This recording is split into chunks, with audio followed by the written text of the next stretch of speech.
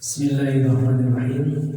Assalamualaikum warahmatullahi wabarakatuh.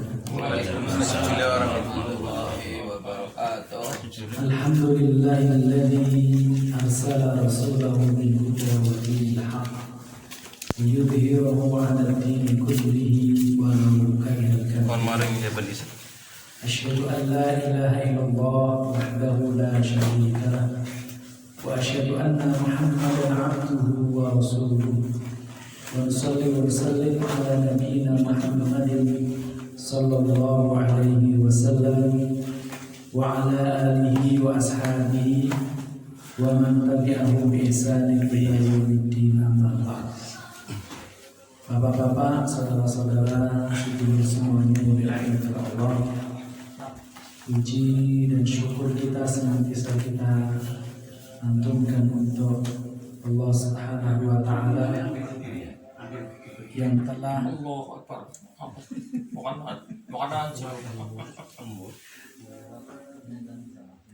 Pak.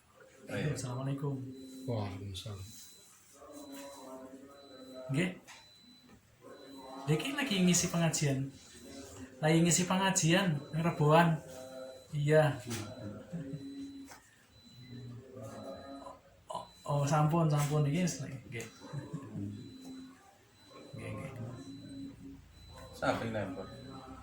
Wah. Karyono. Ansing aja. Saya orang tekan ya.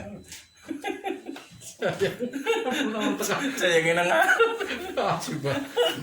Ora Ustaz DP sing ngeslap kaya nih. Ngeslap.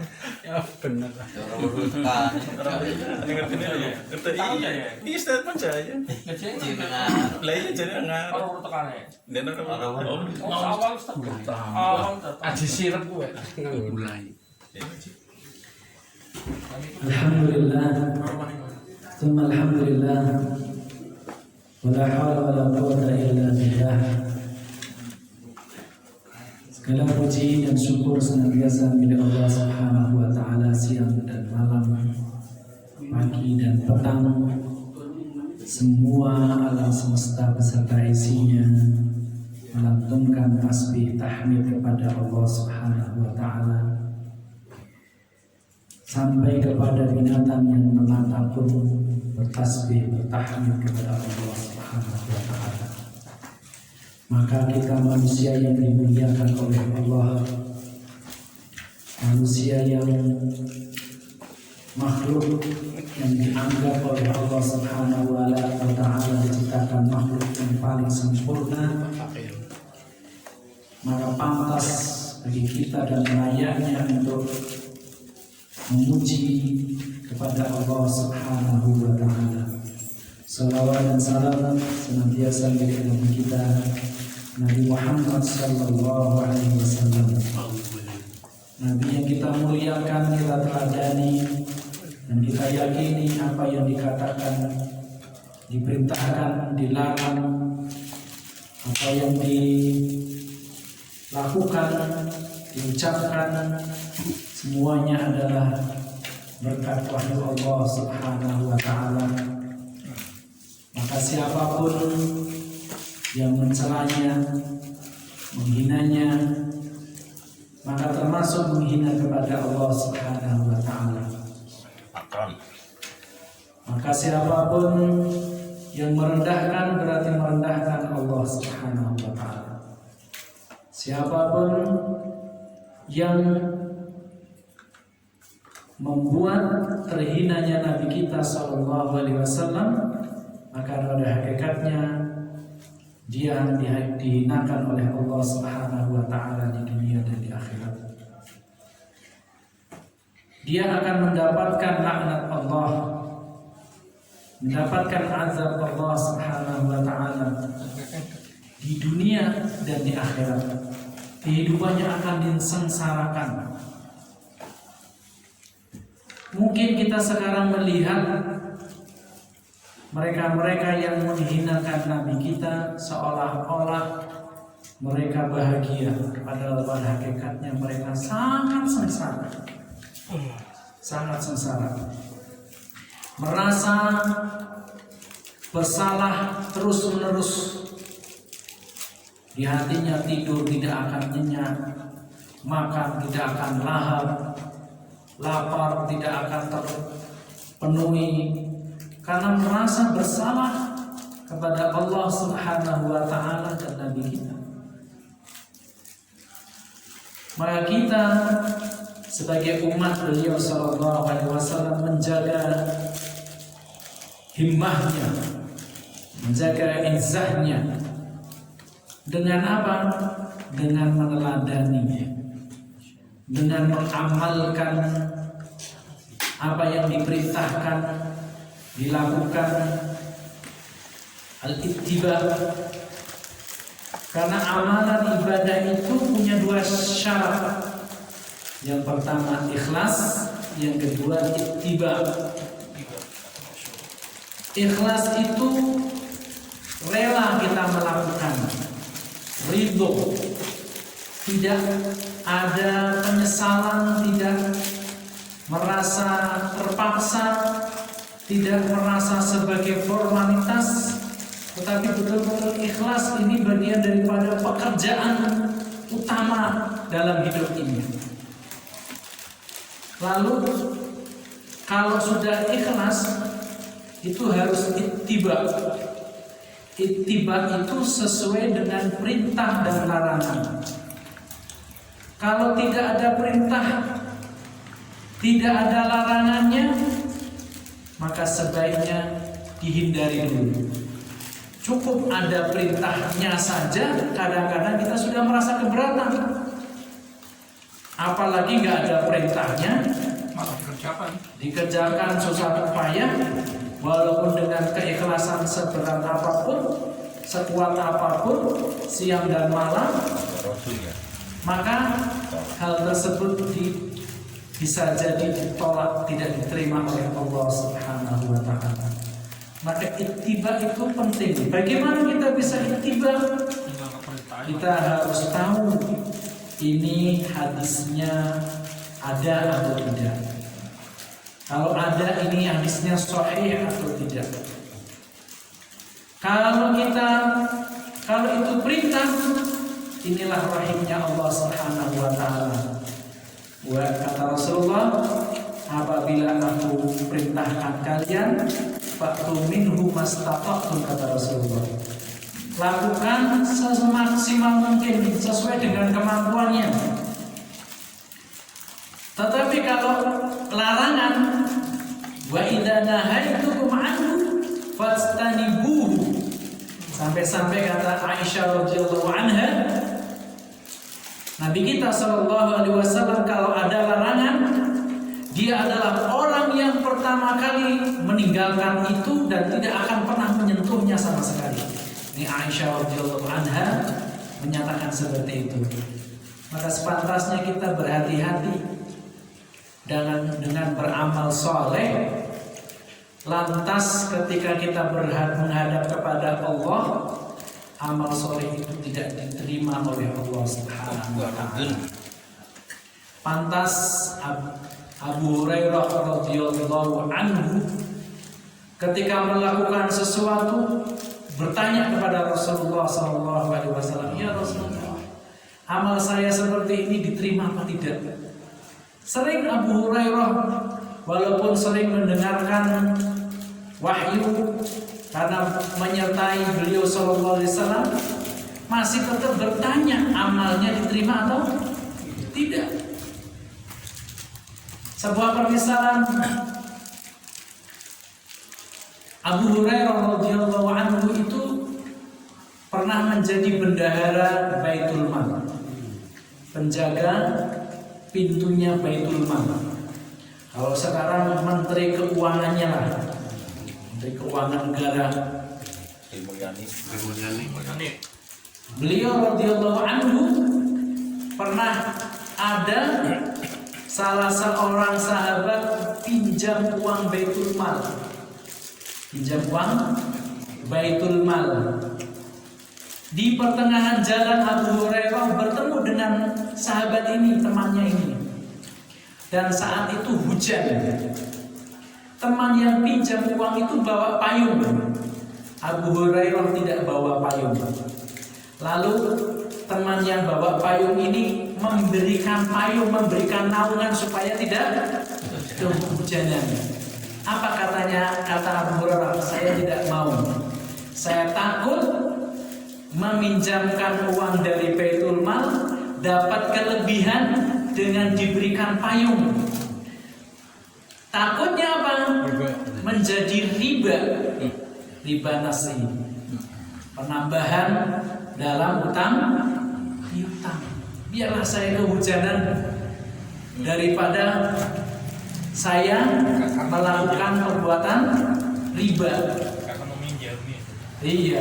Padahal niatnya orang yang ngasih payung itu baiknya bukan karena dipinjami, tapi gregetnya Abu Hurairah takutnya ada unsur yang muncul di dalam hati si peminjam ini Karena meminjam. karena meminjami, karena dekat, karena apa ya, karena pinjaman yang pernah diberikan dalam bentuk uang itu jadi riba. Jadi kelebihan dari pinjaman itu menjadi riba. Dan riba kata Allah Subhanahu wa taala itu menghancurkan. Kata Allah di dalam hadis qudsi, barang siapa yang melakukan perbuatan riba, maka aku akan berperang dengannya. Sampai digambarkan oleh salah seorang Ustaz Irwandi menggambarkan Allah memberikan pedang kepada orang yang melakukan riba, lalu Allah Subhanahu wa taala memeranginya. Dia berperang seperti kita tanding pedang, dan pasti kita kalah, hancur. Di dalam ayat yang lain Allah Subhanahu wa taala, orang yang memakan harta haram itu perutnya terbakar. Entah maknanya secara terbakar lahiriah bisa jadi, maknanya konotasi bisa jadi. Artinya apa yang terjadi dalam perut ini, ada penyakitnya, ada rusak dalam-dalaman perut ini karena ada harta-harta haram. Wal'iyadu billah, na'udzubillah min dzalik. Ma'asyiral muslimin rahimani wa rahimakumullah. Pada kesempatan kali ini kita akan membahas tidak membahas ribanya, tidak membahas harta haramnya, tidak. Tadi hanya sebagai pendahuluan orang yang menghina hartanya haram. Jadi ada namanya influencer. Influencer itu orang yang membuat isu-isu baru. Isu-isu baru dalam media sosial di dunia maya, sehingga memunculkan, membantah yang tadinya fakta menjadi hoax, yang tadinya hoax menjadi fakta. Itu influencer. Uang yang didapat itu haram. Angger amin influencer ngetina pilek. Influencer Ya seperti itu. Jadi hartanya haram. Pekerjaan orang kan kadang-kadang menghalalkan segala cara untuk mendapatkan uang. Sing penting saya senang, saya tidak menyakiti orang lain. Si pelaku riba itu kan memberi utangan itu kan, saya kan tidak mendolimi, merasa tidak, kan membantu saya. Membantu, tak kasih utangan, meringankan, padahal itu mendolimi. Jadi menghalalkan segala cara. Maka harta yang haram banyak sekali. Ada lagi harta yang haram dari zakat. Dalam 1 tahun zakat tidak dikeluarkan, maka zakat yang tercampur dengan harta kita dalam 1 tahun itu menjadi haram. Waris akan menjadi haram kalau tidak segera dibagi. Kasih contoh saja, suami istri, salah satu meninggal, anaknya sudah ada laki-laki 1, perempuan 2. bapaknya si istri yang meninggal, bapaknya yang meninggal suami berarti meninggalkan istri 1, anak 3, punya ibu katakan. Berarti kan ibu punya hak. Iya, punya hak. Tahu-tahu setahun kemudian si ibu meninggal, harta belum dibagikan. Setahun berikutnya istri meninggal, belum dibagikan. Tahun berikutnya anak yang pertama meninggal, belum dibagikan. Akhirnya ini jadi numpuk terus. Maka ini harta-harta seperti harus kita Cepatkan. secepatnya. Begitu meninggal, waris itu bukan sekedar harta, tetapi utang juga waris. Maka harta-harta haram perlu kita ketahui, perlu kita belajar supaya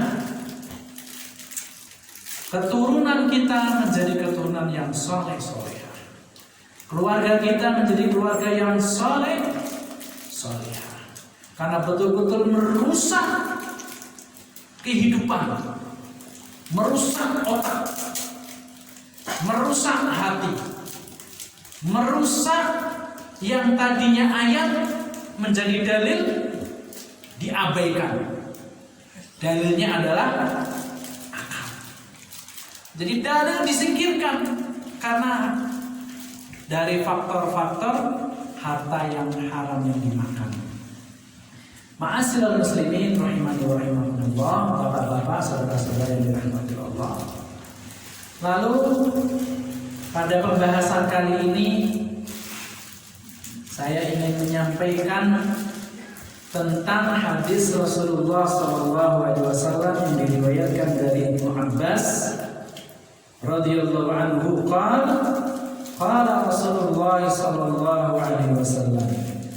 Rasulullah sallallahu alaihi wasallam bersabda berkaitan dengan faktor anak itu berhasil menjadi anak yang terdidik atau tidak.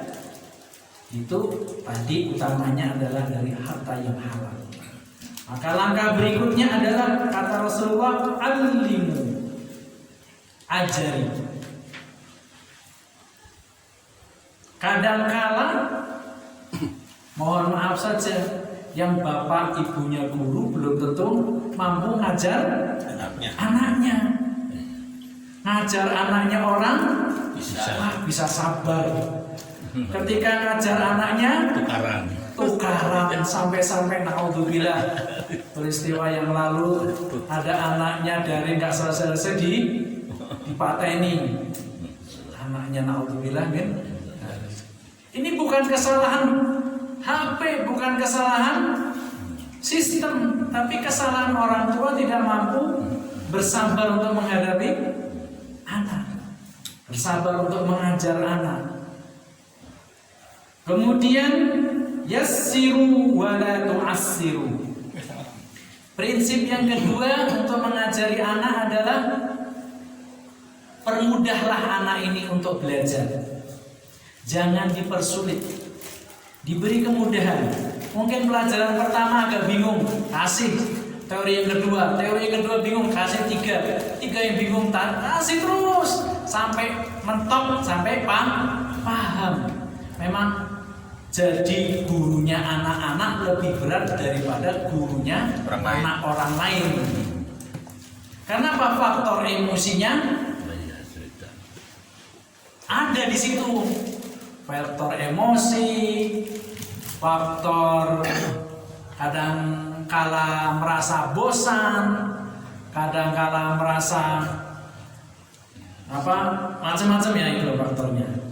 Yassiru. Cari yang paling mudah untuk memahami anak. Kemudian wabashiru wala tanfiru. Ajaklah mereka selalu berbahagia dan jangan disingkirkan, diseberikan kesedihan. Selalu diberikan kebahagiaan. Kebahagiaan itu tidak harus hadiah, tidak harus materi. Cukup dengan senyum, cukup dengan cium, Saya itu kalau anak saya melanggar sesuatu, hukumannya cuma paling mudah, tidak saya cium 1 hari ini.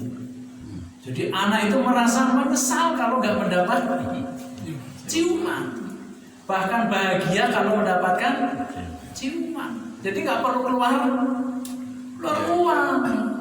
Pokoknya sehari tidak dicium, tidak diajak ngobrol. Nah, ya seperti itu aja lah. Hukumannya gampang. Kan merasa diajak ngobrol menang baik 1 hari.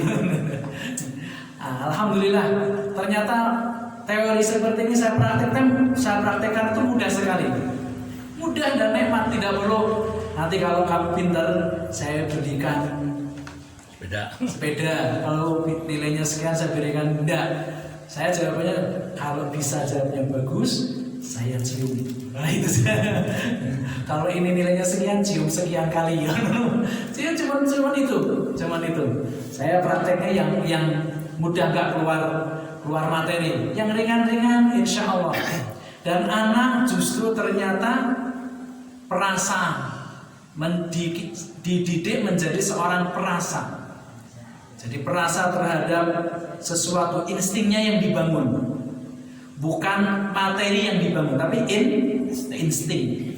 Ketika instingnya bisa dibangun, kita ngasih petunjuk arahan ini, kalau kata ini nanti cari jawabannya di sini seperti ini. Jadi ngasih kata-kata kuncinya akan mudah.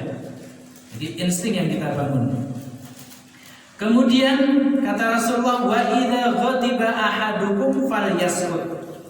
Seandainya ketika kita ngajari anak, kita nggak sabar muncul marahnya, maka diem, berhenti dulu. Kita ngajari nggak nyambung, berhenti dulu. Atau tinggalkan sebentar. Pokoknya diem, jangan ngucapin apa-apa. Sehingga pernah salah seorang ustadz mengatakan begini, seandainya kamu marah lalu mengucapkan sesuatu, malaikat lewat lalu membawa kalimat itu kepada Allah dan Allah kabulkan, ini yang berbahaya. Kita nggak tahu kapan lewatnya malaikat. Dan kita perlu paham waktu-waktu dikabulkannya doa itu antara asar sampai maghrib sampai isya, ba'da sholat isya, itu waktu-waktu yang luar biasa dikabulkan doa. Apalagi posisinya tadi marah tadi, bisa terjadi terkabulnya doa. Maka kalau marah, kata Rasulullah, falyaskut, diam dulu, tinggalkan sebentar. Nanti kembali lagi. Itu triknya Rasulullah SAW menyampaikan seperti itu. Ma'asyiral muslimin rahimani wa rahimakumullah. Kemudian langkah berikutnya saya ambilkan sebuah kalimat. Ini Rasulullah SAW memerintahkan kedua orang tua untuk menjadi suri teladan yang baik dalam bersikap dan berperilaku jujur dalam berhubungan dengan anak. Rasulullah SAW menyatakan, annahu qala man qala li sabiyyin, barang siapa yang berkata kepada seorang anak, ta'al haka, sini, ini buat kamu. Begitu ya. Kadang-kadang kita manggil anak atau menjanjikan anak untuk memberi hadiah, summa lam yu'tihi fayakidbah. Kalau kemudian dia tidak memberikan, hanya janji-janji belaka, maka dia itu seorang penipu. Berarti dia mengajarkan anak untuk menjadi penipu. Jangan salahkan anak kalau suatu saat anak itu menipu orang tuanya. Bodoni wong tua, kon rasa namanya bodoni. Nah karena memang sudah dari kecil diajari bodoni oleh orang tuanya. Kata Rasulullah, dia telah mengajarkan menipu. Maka hindari perilaku perkataan yang menipu anak. Maka janji-janji itu diusahakan dihindari saja. Kalau kita tidak mampu memberikan, jangan membuat janji. Sebab orang berjanji itu kan bersumpah. Janji itu kalau dilanggar, dia harus berpuasa 3 hari berturut-turut. Kalau sumpah 2 bulan berturut-turut, nazar berbulan 2 bulan berturut-turut. Kalau itu tidak dikerjakan, janjinya sudah tidak dikerjakan, karena tidak mengerjakan janjinya, dia menepati janji, berarti dia melanggar, dia harus membayar puasa tadi. Kalau puasanya tidak dibayar, dia kan masih bergantung kepada Allah. Hanya Allah terzalimi. Dia menzalimi Allah Subhanahu wa taala. Kalau sudah menzalimi Allah Subhanahu wa taala, akibatnya kepada diri sendiri dan kepada anak-anak. Ma'asyiral muslimin rahimani wa rahimakumullah. Hadis berikutnya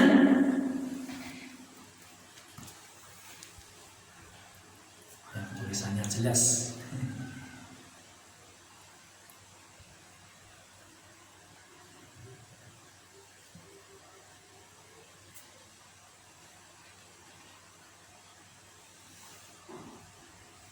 An Ibnu Abbas radhiyallahu anhuma indama syahada amamahum man yaqumul laila. Dari Ibnu Abbas radhiyallahu anhuma ketika menyaksikan di depannya orang yang melaksanakan qiyamul lail, fa innahu yusari'u lidzalika, maka sesungguhnya dia mempercepat melakukan hal itu. Wa yulhiqu bi Rasulillah sallallahu alaihi wasallam, kemudian dia bertemu dengan Rasulullah sallallahu alaihi wasallam. Akhrajahu al-Bukhari, diriwayatkan dari Imam Al-Bukhari.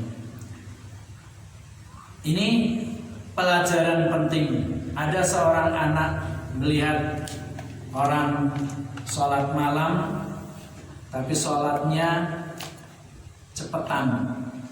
Karena disaksikan oleh anak, berarti dia ngajari kepada anak itu sholatnya cepetan. Maka ketika kita sholat malam atau sholat duha atau sholat apa saja, akan dilihat oleh anak. Jangan sampai anak melihat kita dalam kondisi sholat kita seperti burung. Kata Rasulullah, as-sariq fawailun, celakalah bagi pencuri, celakalah bagi pencuri. Kok pencuri dicelakain gitu ya? Ternyata as-sariqu fis shalah, yang mencuri dalam sholat. Bagaimana para sahabat bertanya, bagaimana mencuri dari sholat? Nah, rukuknya, iktidalnya, sujudnya tidak tumanina. Bagaimana biar tumanina? Rukuknya diluruskan dulu. Kalau saya mengibaratkan seperti orang tua itu, kalau satu langkah ke langkah berikutnya kan mos-mosan. Maka kalau sholat, rukuknya mos-mosan biar tenang dulu. Nah, tenang itu dalam bahasa Arab namanya tumanina, menenangkan. Kalau sudah tenang, baru membaca Subhana rabbiyal azim wa bihamdi, Subhana rabbiyal a'la wa bihamdi, Rabbana lakal hamdu, dan seterusnya. Itu tumanina namanya, tenang. Maka sunnah kita berangkat ke masjid tumanina, tenang. Bukan gugup-gugupan. Disunnahkan untuk tenang. Nah, tidak tergesa-gesa. Ada hadis lain, masih diriwayatkan dari Ibnu Abbas radhiyallahu anhuma, bittu inda khalati Maimunah. lailan. Suatu saat saya, jadi Abdullah ibnu Abbas ini pernah nginap di rumah tantenya namanya Maimunah. Suatu malam Abdullah ibnu Abbas menginap di rumah tantenya. Faqama Nabi sallallahu alaihi wasallam. Pada saat itu Abdullah melihat Rasulullah sallallahu alaihi wasallam bangun malam. Falamma kana ba'dal laili, di antara malam-malam sebagian malam itu, qama Rasulullah sallallahu alaihi wasallam fatawaddoa. Rasulullah bangun malam kemudian berwudu min shinnin mu'allaqin wudu'an khafifan, dari malam yang gelap gulita ya, beliau berwudu secara ringan. Jadi ringan itu artinya sempurna, tetapi tidak tergesa-gesa, pelan-pelan sedikit saja yang digunakan airnya. Yani wudu'an khafifan. Tsumma qama yusalli. Kemudian setelah wudu beliau sallallahu alaihi wasallam salat malam. Faqumtu, maka Abdullah ibnu Abbas bangun, fatawaddatu, kemudian berwudu, nahwan mimma ta'atan, faqumtu an yasari, saya melaksanakan salat di sampingnya Rasulullah sallallahu alaihi wasallam. Fahawwalani faja'alani an yaminihi thumma shalla ma sya'allah. Kemudian Rasulullah sallallahu alaihi wasallam memindahkan diriku yang tadinya berada di sebelah kiri, diangkat oleh Rasulullah, karena umurnya Abdullah pada saat itu masih kecil, karena tidak tahu posisi sholat berjamaah itu. Kalau laki-laki posisinya sebelah kanan. Ya, jadi berarti Rasulullah dalam kondisi apa, bapak-bapak? Masih sedang kondisi sholat, sudah takbir. Ya, takbir, kemudian ngangkat Abdullah, dipindah sebelah kanan, ditenangkan. Jadi berarti kesimpulannya, kalau kita bawa anak di dalam sholat mau lari, ditarik, itu tidak apa-apa, biar nggak keluar dari shot. Tarik, mau guyonan, tarik, mau kemana, geser gitu. Karena kadang-kadang anak-anak kita masuk masjid itu tidak ada yang mendampingi, sehingga mereka ngobrol terus. Makanya orang tua itu kalau ngajak anaknya letakkan samping, kalau mau keluar pegang. Dan kalau kita biasakan, pengalaman saya, anak saya tak biasakan di kemana pegang, itu nggak akan kemana-mana. Berikutnya itu sudah nggak akan mana. Kalau ngobrol selesai sholat, jangan saat sholat baru diberitahu. Selesai sholat ngasih tahu. Kalau saat sholat ngasih tahu, sholatnya batal. Selesai sholat ngasih tahu, ngobrol dalam sholat hukumnya dosa. Katakan dosa, tapi setelah sholat. Tapi kalau dalam sholat aja ngobrol, ya sholatnya batal. Yang jadi masalah anaknya yang ke masjid malah bapaknya orang sih ya. Tolanan deh sih ya. Masalah besar. Iya, masalah besar. Itu pengen anak soleh, orang tuanya belum soleh. Yang terlalu kecil Ya. udah diajak aja begitu. Jadi nanti itu dia terus pada melakukan meluruskan mesti tanggap sholat. anak-anak dalam sholat itu boleh hukumnya. Ini dari hadis ini kita belajar hukumnya boleh anak-anak dibetulkan softnya, diajak, didampingi, itu boleh hukumnya. Tapi memang harus tegas sih ya, kayak model RSI ya, anak-anak nggak boleh masuk, katanya mending agak ada pengendalian ya. Agar kayak kok bocah tolanan lu buka bocah cilik semrawut. Perlu ditertibkan, Iya. perlu ditertibkan.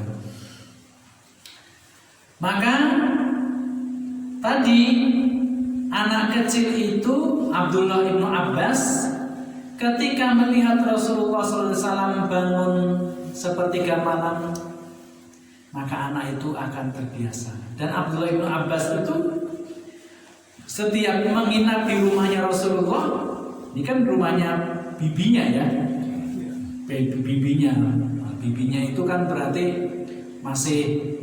Abdullah ibnu Abbas masih ada saudara dengan sepupu dengan Rasulullah. Jadi kemudian lihat Rasulullah, maka kalau kita sholat malam bapak-bapak, sampainya anak kita tidur itu tidak apa-apa, berwudu, walaupun dia tidak lihat, itu lama-kelamaan punya perasaan yang kita bangun insting seperti tadi. Maka sholat sampingnya kalau sholat malam. Atau sholat malam sunnahnya di rumah. Maka Abdullah ibnu Abbas meniru perilakunya Rasulullah SAW.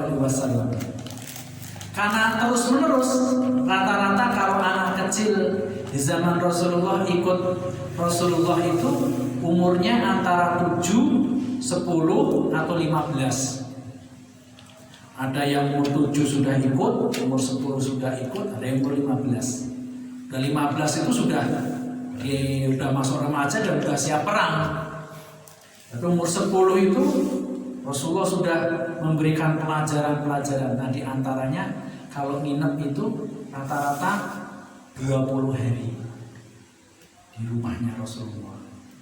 20 hari ganti sahabat lagi, 20 hari ganti sahabat lagi, terus. Jadi kalau kaderisasi anak-anak seperti ini orang nginep di rumahnya kiainya itu 20 hari, istilahnya pesantren kilat di zaman Rasulullah seperti itu. Jadi diperlihatkan terus. Hanya kadang-kadang kita ini jarang melakukan seperti apa yang dilakukan oleh Rasulullah. Anak maghrib belum pulang aja nggak dicari-cari kan gitu ya. Tapi kalau ayam iya, alhamdulillah, mudah-mudahan kita tidak termasuk seperti itu. Kemudian Abdullah bin Abbas melihat bagaimana Rasulullah berwudu di saat malam hari, di saat udara dingin. Jadi sunnah malam hari udara dingin kalau wudunya menggunakan khafifah. Tawadhu wudu'an khafifan. Artinya wudunya ringan itu berarti satu kali, tapi sempurna. Tidak yang biasanya kan 3 kali. Dingin banget. Dingin banget menggigil, itu khafifan, ringan. Jadi satu ringan. Dan airnya tidak semuanya diguyurkan semuanya kan. Kalau mampu untuk mandi malam ya silakan. Tapi kalau dirasa mandi malam menjadi sakit ya jangan mandi. Nah, kalau dirasa berwudu malah tambah sakit, jangan berwudu tayamum. Memang seperti itu. Wah, saya nih kalau wudu malam hari sesuai kemampuan. Kayaknya tambah drodok malah sholatnya tidak khusyuk. Tayamum. Malah sakit. Maka ini Abdullah bin Abbas melihat bagaimana Rasulullah bangun dari tidurnya, bagaimana berwudunya, kemudian bagaimana sholatnya. Nah, ini pada akhirnya Rasulullah membetulkan posisi sholat berjamaahnya Abdullah bin Abbas. Ma'asyiral muslimin rahimani wa rahimakumullah. Saya baca saja. Akhraja Abu Dawud an Abdillah bin Abi Bakr rahimahullah qala qultu li Abi. Diriwayatkan dari Abu Dawud, Abdullah bin Abi Bakr, ini seorang tabi'in. Kalau tabi'in itu mesti kalimatnya rahimahullah. Tabi'in orang yang ketemunya sahabat, tidak ketemu Rasulullah. Qultu li Abi, Abdullah berkata kepada bapaknya, "Ya abati, asma'uka taqulu kulli ghadatin." Saya setiap pagi mendengarkan doamu. Berarti bapak-bapak, ibu, bapak-bapak, saudara-saudara semuanya, ada doa seorang ayah yang selalu didengar oleh anaknya. Maka kalau kita berdoa, ada anak, suaranya dikeraskan dikit untuk mengajari anak, itu tidak mengapa. Sehingga anak ini dengar doa yang dilantunkan oleh ayahnya. Walaupun anak ini dengarnya sambil keliling-keliling, sikile pancalan-pancalan, tapi dia mendengarkan. Apa doanya?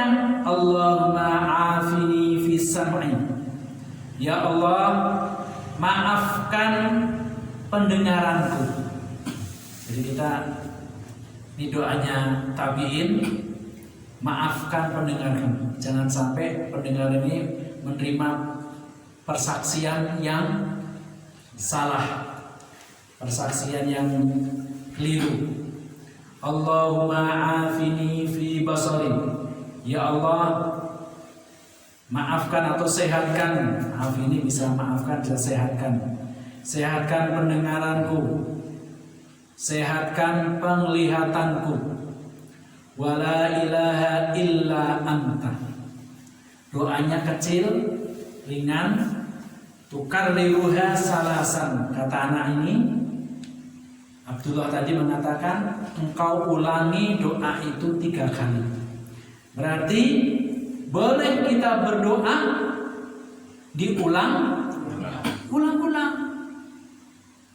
Jadi ini bisa diamalkan. Allahumma afini fi sam'i, Allahumma afini fi basari, wala ilaha illa anta. Kalau ini kan doa di pagi hari itu ada tuh. Di pagi hari. Allahumma afini fi badani, Allahumma afini fi basari, sam'i fi basari. Dikir pagi, dikir petang ya. Itu dikir pagi dan petang dibaca. La ilaha illa anta, dibaca 3 kali. Hina tusbiha salasan wa hina tumsiya. Dibaca 3 kali di pagi hari, dibaca 3 kali di sore hari. Ini doa pagi dan petang. Faqala ya bunayya, lalu bapaknya mengatakan, inni sami'tu Rasulullah sallallahu alaihi wasallam yad'u bihinna fa ana uhibbu an astanni bi sunnatihi. Bapaknya itu menjawab, wahai anakku, saya mendengar Rasulullah SAW berdoa dengan itu, dan saya sangat menyukai dengan menjalankan sunnahnya Rasulullah SAW. Maksudnya dari asal ini, riwayat ini, bapak-bapak yang dirahmati Allah, maksudnya adalah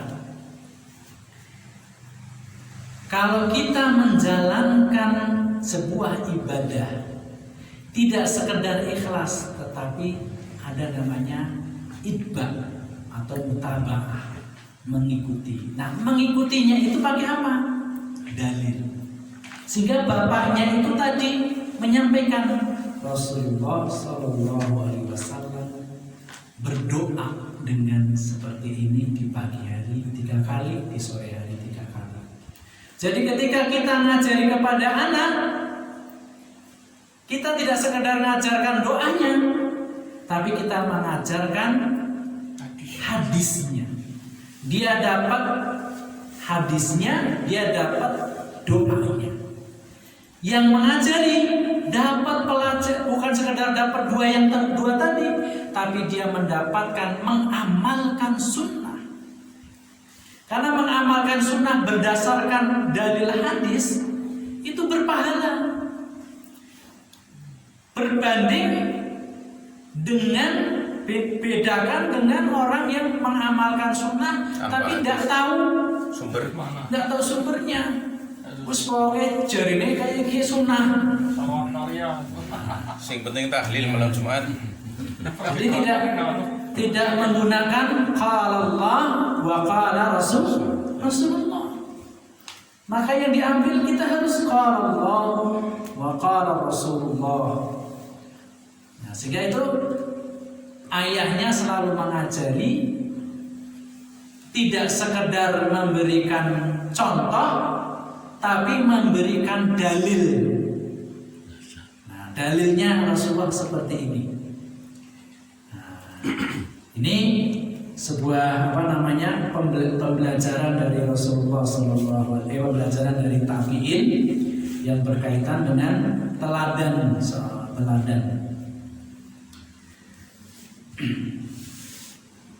Kemudian ini terakhir, fal walidani mutalibani bi tatbiqi awamirillahi ta'ala wa sunnati Rasulillah sulukan wa amalan.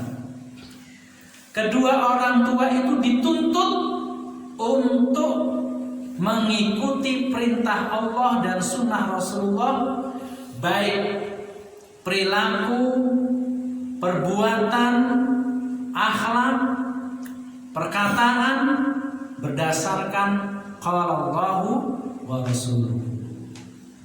Wal istizadah min dzalika ma wassa'ahum dzalika.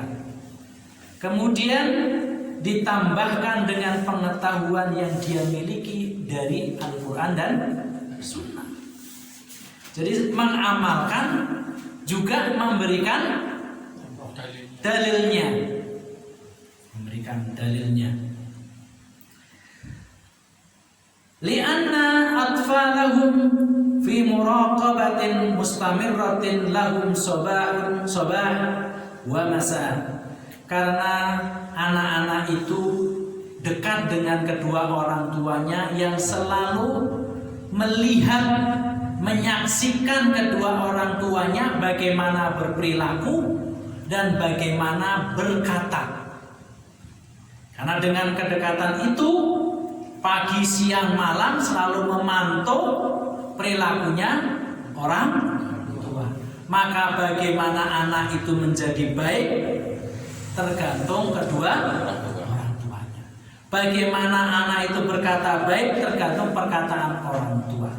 Bagaimana anak ini bisa berkata Al-Quran dan hadis tergantung orang tua mengatakan Al-Quran dan hadis. Wallahu a'lam bishawab, berkaitan dengan teladan orang tua kepada anak. Mudah-mudahan renungan dari hadis dan ayat-ayat serta kisah tabi'in ini bisa menjadikan kita menjadi orang tua yang selamat dunia dan akhirat. Saya ucap mohon maaf kalau ada keliruan. Terima kasih. Wassalamualaikum warahmatullahi wabarakatuh. Waalaikumsalam warahmatullahi wabarakatuh. Tadi kembali